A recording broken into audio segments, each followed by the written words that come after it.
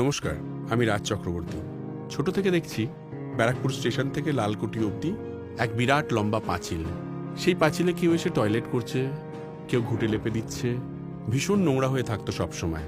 এই ঘোষপাড়া রোড সংলগ্ন দেওয়াল ব্যারাকপুরকে রিপ্রেজেন্ট করে। ব্যারাকপুর একটি ঐতিহাসিক শহর, তাকে ঘিরে নানা স্মৃতিগাথা। সুতরাং ঠিক ব্যারাকপুর স্টেশনের সামনে 100 ফিটের জাতীয় পতাকা মাউন্ট করা। আর চিড়িয়া মোড়ে নতুন গান্ধী মূর্তি স্থাপনের মতোই এই শহরের আরও কিছু নতুন সংযোজন হওয়া উচিত।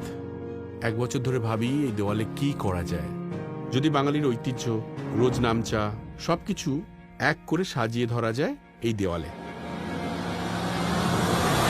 অবশেষে বিধায়ক তহবিল থেকে 50 লক্ষ টাকা খরচ করে এই পুরো বিষয়টি প্ল্যান করি। দেওয়ালের শুরুতেই রয়েছে সিপাহী বিদ্রোহের ছবি, মঙ্গল পাণ্ডের প্রতিকৃতি, ব্রিটিশদের সঙ্গে ভারতীয়দের যুদ্ধের একটি মুহূর্ত। তারপরেই দেখা যাবে নেতাজি সুভাষচন্দ্র বসু, তার আজাদ হিন্দ বাহিনী, রানী লক্ষ্মীবাই, তার সাথে কানাইলাল দত্ত, অরবিন্দ ঘোষ, ক্ষুদিরাম বোস, চিত্তরঞ্জন দাস, সরোজিনী নাইডু এবং সুরেন্দ্রনাথ বন্দ্যোপাধ্যায়, যিনি ব্যারাকপুরের একজন আইকনিক ন্যাশনালিস্ট।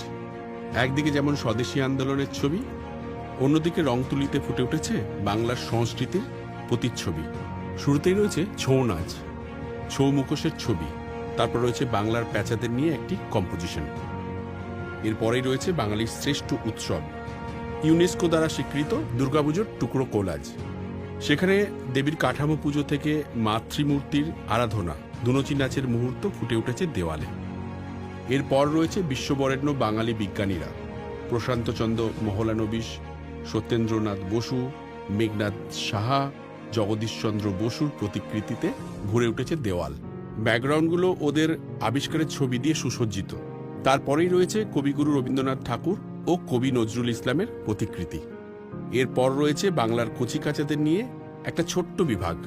সেখানে দেখা যাবে বাংলার বাচ্চারা আগে বায়োস্কোপ দেখত, তার নিদর্শন, সঙ্গে তালপাতা সেপাইয়ের প্রতিকৃতি। দড়ি টানলে যে মুভমেন্টগুলো তালপাতা সেপাইরা করে, সেগুলো সুন্দর করে দেওয়ালে ফুটিয়ে তুলেছেন শিল্পীরা রং তুলির টানে। এর পরের ভাগে রয়েছে বাংলা সিনেমা। সেখানে প্রথমে রয়েছে সত্যজিৎ রায়, বিভূতিভূষণ বন্দ্যোপাধ্যায় ও পথের পাঁচালী নিয়ে একটি ছবি। সত্যজিৎ রায়ের সিনেমা, ওর হাতের তৈরি প্রচ্ছদ, ডিজাইন, ওর অস্কার জেতার মুহূর্ত, ওর জীবনের গোটা জার্নিটাকে টুকরো কোলাজে ফুটিয়ে তোলা হয়েছে। এরপরেই আসছে মৃণাল সেন। এখানে মৃণাল সেনের প্রতিকৃতি এবং ওর সিনেমার টাইপোগ্রাফি নিয়ে খুব সুন্দর করে একটা কাজ করা হয়েছে। এরপর বাংলা সিনেমার সাদা কালো এরা, সেখানে জায়গা পেয়েছে উত্তম সুচিত্রার কালজয়ী জুটি থেকে সেই সময়ের সাদা কালো সিনেমা। পাশাপাশি হিন্দি সিনেমার কিছু টাইমলেস মাইল ফলক দিয়ে সেজে উঠেছে দেওয়াল। সেখানে রয়েছে মাদার ইন্ডিয়া, দিওয়ার, শোলের একটা রেন্ডিশন।